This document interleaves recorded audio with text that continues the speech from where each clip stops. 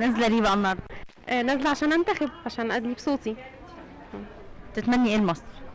اتمنى لها الخير والرفعه والرقي والاخلاق والتقدم وكل حاجه احنا افتقدناها.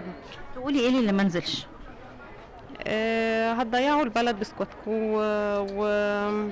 ولازم تنزلوا تقولوا صوتكم، ولازم كل واحد يختار ويقول ويحس ان هو قال بصوته. ادليتي بصوتك ولا لسه؟ لا لسه واقفه مستنيه. قابلك اي معوقات النهارده وانت داخله اللجنه ولا؟ لا ابدا، ده يعني ربنا مسهلها جدا الحمد لله. الحمد لله. تتمني ايه بقى لمصر؟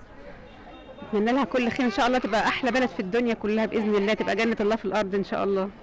وتقولي ايه اللي ما نزلش بقى النهارده؟ لا ليه ما ينزلش يعني؟ ينزل اعمل اي حاجه، ليه تبقى سلبي؟ البلد محتاجه لك يعني. وان شاء الله كله خير لمصر، وهيختار ان شاء الله الاصلح باذن الله. نازله النهارده بقى لوحدك ولا الاسره بتاعتك معاك؟ لا اسرتي كلها الحمد لله. الحمد لله. شكرا. تحيا مصر ان شاء الله. اديت بصوتي. سبب مشاركتك النهارده بقى؟ عشان مصر تبقى كويسه ان شاء الله بخير باذن الله ان شاء الله. تقولي ايه اللي ما نزلش بقى النهارده؟ او اللي ما نزلش ينزل، لازم نشارك كلنا مع بعض. كنت عجوزه فوق ال70 ونزلت عشان مصر تبقى بخير واحفادي واولادي يعيشوا في سعاده، واتمنى ان الفتن اللي تظهر في البلد تنجلي بقى ونعيش في سعاده في الايام اللي جايه ان شاء الله باذن الله. واهم حاجه ان احنا نحافظ على احفادنا اللي جايين.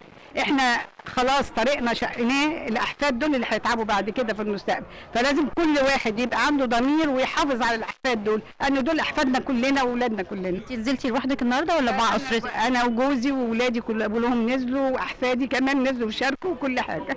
بتقولي ايه بقى اللي ما نزلش النهارده؟ لا حرام عليه، ده مصر دي بلدك وارضك اللي انت اتربيت عليها، ونعمل كلام الله ورسوله ان احنا نحافظ على بلادنا. هنروح نعيش فين بعد كده؟ دي بلدنا اللي احنا عايشين فيها.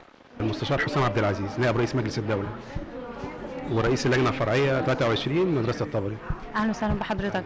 كلمنا عن مدى الاقبال حتى الان يا استاذ. هو الاقبال كان شديد جدا الصبح من اول الساعه 9، يعني قبل الساعه 9 كمان هنا طوابير واقفه كتير جدا.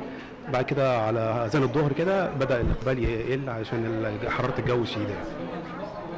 ماذا عن تيسير المعامله مع بعض الناخبين؟ والله هنا الناس كلها جايه متفهمه الواقع، وهم بيسهلوا علينا مش احنا بنسهل عليهم يعني، فالظروف ماشيه كويس والناس كلها متجاوبه والظروف ماشيه كويس الحمد لله. عن الحالات، اقصد الحالات اللي هي كبار السن. كبار السن في توفير عربيه عجله بيتم توفيرها لكبار السن بحيث يوصل لغايه اللجنه هنا، واذا سادت الحاله بنجيب الموظف المسؤول امين اللجنه بيتم توقيعه على باب اللجنه علشان ما يتحاولش يتعب الناخبه الموجوده. هي لجنه نساء اللجنه دي.